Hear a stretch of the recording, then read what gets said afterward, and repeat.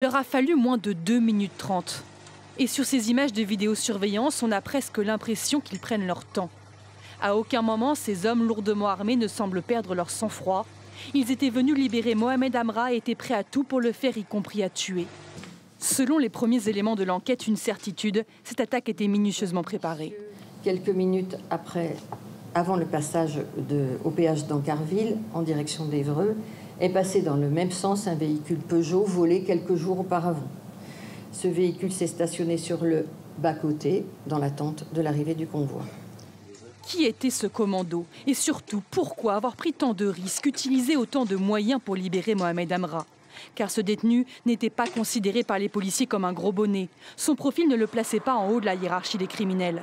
Surnommé La Mouche, ce trafiquant notoire a écopé de 13 condamnations pour association de malfaiteurs, extorsion. La première à 15 ans, la dernière le 10 mai dernier pour vol aggravé. Il est aussi mis en examen pour enlèvement et séquestration ayant entraîné la mort dans un dossier lié au grand banditisme marseillais.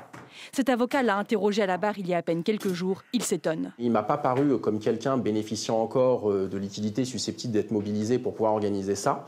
Et donc je m'interroge de savoir si en réalité il ne serait pas un élément essentiel au grand banditisme, que le grand banditisme aurait eu besoin de récupérer pour l'interroger sur un sujet, parce que si l'objectif c'était de l'empêcher de parler, bien, il l'aurait tué sur place.